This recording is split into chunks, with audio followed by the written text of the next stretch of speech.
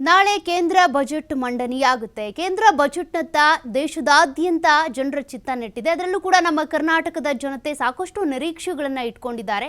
ನಮ್ಮ ಜನತೆ ಮಾತನಾಡಿದ್ದಾರೆ, ಕೆಲವೊಂದು ಬೇಡಿಕೆಗಳನ್ನು ಇಟ್ಟಿದ್ದಾರೆ. ಏನೇನು ನಿರೀಕ್ಷೆಗಳನ್ನ ಇಟ್ಟಿದ್ದಾರೆ ನೋಡೋಣ. ಸರ್, ಈಗ ಸೆಂಟ್ರಲ್ ಬಜೆಟ್ ಬಗ್ಗೆ ತಾವು ಕೇಳ್ತಾ ಇದ್ದೀರಿ.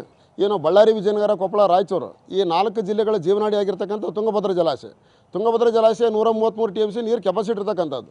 ಆದರೆ 33 TMC ಉಳು ತುಂಬಿ ಇವತ್ತು 100 TMC ಬಂದು ನಾವೆಲ್ಲ ನೀರು ಸಿಗದೆ ರೈತರು ಮಳೆ ಹೆಚ್ಚಾಗಿ ನೀರು ಬಂದು ಜಲಾಶಯಕ್ಕೆ ಇದಕ್ಕೆ ಹೋಗ್ಬಿಡ್ತಾವೆ, ಒಳಗೆ ಹೋಗ್ತದೆ, ಅವ ಸಮುದ್ರ ಸೇರ್ತಾವೆ. ಆದರೆ ನಮಗೆ ಬಳಕೆಗೆ ರೈತರಿಗೆ ನೀರು ಇಲ್ದಂಗೆ ಆಗ್ಯಾವ. ಹಂಗಾಗಿ ನಮಗೆಲ್ಲರಿಗೂ ಕೂಡ ಅನ್ಯಾಯ ಆಗ್ತೈತೆ. ಅದಕ್ಕೆ ನಾವೇನು ವಿಷಯ ಕೇಳ್ತಾ ಇದೀವಿ ರೀ ಸೆಂಟ್ರಲ್ ಗೌರ್ಮೆಂಟನ್ನು. ಇವತ್ತು ಅಪರ ಕೃಷ್ಣದಲ್ಲಿ 223 TMC ನೀರಿನ ಕೆಪಾಸಿಟಿ ಅದು. ಆದರೆ ನಾವು ಅಲ್ಲಿ ಬಳಕೆ ಮಾಡಿರ್ತಕ್ಕಂಥದ್ದು 123 TMC. ಅಂದರೆ ಇನ್ನೂ 100 TMC ನಾವು ಬಳಕೆ ಮಾಡದೇ ಇರತಕ್ಕಂಥದಕ್ಕಾಗಿ ಆಂಧ್ರ ಪ್ರದೇಶದವರು ಇಲ್ಲ ನಮಗೆ ಕೊಟ್ಬಿಟ್ರೆ ಟೋಟಲ್ ಅಂತ ಸುಪ್ರೀಂ ಕೋರ್ಟ್ಗೆ ಹೋಗ್ಯಾರ. ಹಂಗಾಗಿ ಅದು ಬೇಡ ರೀ. ದಯವಿಟ್ಟು ಬಡ್ಜೆಟ್ನಲ್ಲಿ ನಮಗೆ ಸುಮಾರು ಒಂದು 5,000 ಕೋಟಿ ತೆಗೆದಿಟ್ಟು ಇವತ್ತು ಬಳ್ಳಾರಿ ಅಪರ ಭದ್ರಾ ಮತ್ತು ತುಂಗಭದ್ರಾ, ಇವತ್ತು ಅಪರ ಕೃಷ್ಣ ತುಂಗಭದ್ರಾ ಸರ್, ಆ ಅಪರ ಕೃಷ್ಣಲ್ಲಿದ್ದ ತುಂಗಭದ್ರಕ್ಕೆ ಗ್ರಾವಿಟಿ ಮುಖಾಂತರ ಅನುಕೂಲತೆ ಐತೆ ರೀ. ನದಿ ಜೋಡಣೆ ಮಾಡ್ತಕ್ಕಂಥ ಒಂದು ಇದಕ್ಕೆ ಒಂದು 5,000 ಕೋಟಿ ತೆಗೆದಿಡ್ರಿ ಅಂತಕ್ಕಂಥ ವಿಚಾರನ ನಾವು ಮಂಡನೆ ಮಾಡ್ತಾಯಿದ್ವಿ ಸರ್. ಆಮೇಲೆ ಇನ್ನೊಂದು ಏನಾಯ್ತು ರೀ, ತುಂಗಭದ್ರಾ ಜಲಾಶಯ ಪರ್ಯಾಯ ಜಲಾಶಯ ಕಟ್ತೀವಿ ಅಂತ ಹೇಳ್ತಾ ಇದ್ದೀರಿ. ಪರ್ಯಾಯ ಜಲಾಶಯ ಕಟ್ಟೋಕ್ಕಾಗಿ ನವಿಲೆ ಅಂತ ಹೇಳ್ತಾನೆ ಇದ್ದೀರಿ. ಆದರೆ ಅದ್ರ ಬಗ್ಗೆ ಎಚ್ಚೆತ್ಕೊಳ್ತಾ ಇಲ್ಲ. ಅದಕ್ಕೂ ಸುಮಾರು ಒಂದು 5,000 ಕೋಟಿ ರೂಪಾಯಿ ಇವತ್ತಿನ ತೆಗೆದಿಟ್ಟರೆ ಮಾತ್ರ ಅದು ನಮ್ಮ ಸಾಧ್ಯತೆ ಐತೆ ಅಂತಕ್ಕಂಥ ವಿಚಾರ ಆಗುತ್ತೆ ಸರ್. ಇನ್ನು ಮೂರನೇಂದ್ರೆ ತುಂಗಭದ್ರಾ ಜಲಾಶಯದ ಹೂಳೆತ್ತಕ್ಕಂಥದ್ದು. ಪ್ರತಿ ವರ್ಷ 1100 ಕೋಟಿ ತೆಗೆದಿಡ್ರಿ ಅಂತಕ್ಕಂಥ ವಿಚಾರನ ನಾವು ಮಧ್ಯದಾಗ ಕೇಳ್ತಾ ಇದೀವಿ. ಅದನ್ನು ಮೈಗೆ ಹೇಳ್ತಾ ಇದ್ದಲ್ಲ.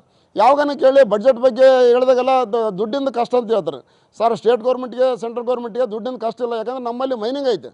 ಇವತ್ತು ಕೇಂದ್ರ ಮತ್ತು ರಾಜ್ಯ ಸರ್ಕಾರಗಳಿಗೆ ಅತ್ಯಂತ ಹಣಕಾಸು ಕೊಡ್ತಕ್ಕಂಥದ್ದು ನಾವು ಬಳ್ಳಾರಿ ಜಿಲ್ಲೆಯಲ್ಲಿದ್ದ.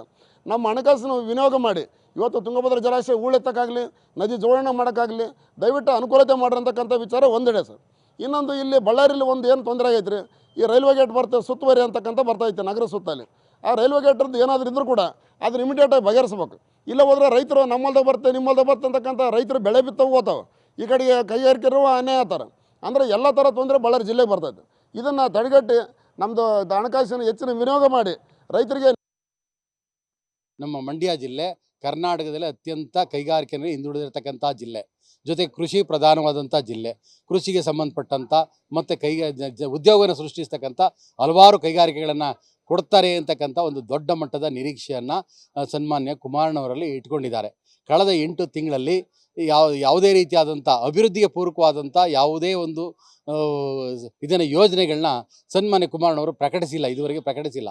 ಮೇಕೆದಾಟು ಯೋಜನೆ ಇರ್ಬೋದು, ಮೇಕೆದಾಟು ಯೋಜನೆ ಬಂದು 5 ನಿಮಿಷಕ್ಕೆ ಬಗೆಹರಿಸ್ತೀನಿ ಅಂತ ಹೇಳಿದ್ರು. ಇದುವರೆಗೆ ಮೇಕೆದಾಟು ಯೋಜನೆ ಬಗ್ಗೆ ಅವರು ಚಕಾರ ಎತ್ತಾ ಇಲ್ಲ. ಮತ್ತು ಈಗಾಗಲೇ ಆ ವಿಚಾರವಾಗಿ ಅವರು ಕೈ ಬಿಟ್ಟಂತೆ ಕಾಣ್ತಾ ಇದೆ. ಆ ಥರ ಆಗಬಾರ್ದು. ಏಕೆಂದರೆ ಇದು ನಮ್ಮಲ್ಲಿ ಕಾವೇರಿ ಸಮಸ್ಯೆ ಭಾಳ ದೊಡ್ಡ ಜ್ವಲಂತ ಸಮಸ್ಯೆ. ನೀರಿನ ಸಮಸ್ಯೆ ಇದ್ದಾಗ ಈ ಸಮಸ್ಯೆಗಳು ಭಾಳ ಜ್ವಲಂತವಾಗಿ ಉರಿತವೆ. ಆ ಕಾರಣಕ್ಕೆ ಶಾಶ್ವತ ಪರಿಹಾರಕ್ಕಾಗಿ ಮೇಕೆದಾಟು ಯೋಜನೆಗೆ ನಾನು ನರೇಂದ್ರ ಮೋದಿಯವರಿಂದ 5 ನಿಮಿಷದಲ್ಲಿ ಕೊಡ್ತೀನಿ ಅಂತ ಹೇಳಿದರು. ಈಗ 8 ತಿಂಗಳಾದರೂ ಆಗಿಲ್ಲ. ಅದು ತಕ್ಷಣದಲ್ಲೇ ಆಗಬೇಕು. ಏಕೆಂದರೆ ಅದಾಗದೇ ಇದ್ದರೆ ನಮ್ಮ ಜನರ ಒಂದು ನಿರೀಕ್ಷೆಗೆ ದೊಡ್ಡ ಪೆಟ್ಟು ಕೊಟ್ಟಂತ ಆಗ್ತದೆ.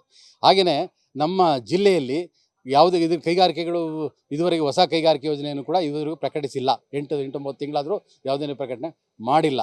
ಈ ಸುಮ್ಮನೆ ಬರೀ ಹೇಳಿಕೆಗಳನ್ನ ಹೇಳ್ಕೊಂಡು ಇದು ಮಾಡ್ತಾ ಇದ್ದಾರೆ. ಇವತ್ತು ನೋಡಿದೆ ದಿನಪತ್ರಿಕೆಯಲ್ಲಿ ಮೈಸೂರಿನಲ್ಲಿ ಮಲ್ಲಿಕಾರ್ಜುನ ಖರ್ಗೆ ಸಾಹೇಬರು ಇದನ್ನು ಕೊಟ್ಟಿದ್ದಾರೆ, ನದಿ ಪುಣ್ಯಸ್ನಾನದ ಬಗ್ಗೆ, ಕುಂಭಮೇಳದ ಬಗ್ಗೆ ಟೀಕೆ ಮಾಡಿದ್ದಾರೆ ಅಂತ.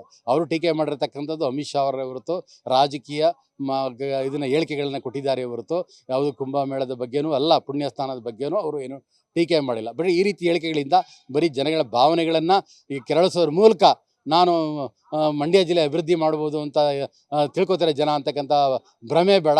ದಯಮಾಡಿ ಕುಮಾರಣ್ಣವರೇ, ಈಗ ನೀವು ನಮ್ಮ ಕರ್ನಾಟಕ ಸರ್ಕಾರದ ಕಾಂಗ್ರೆಸ್ ಸರ್ಕಾರದ ಒಂದು ಅಭಿವೃದ್ಧಿ ಯೋಜನೆಗಳನ್ನು ತಾವು ಗಮನಿಸಬೇಕು.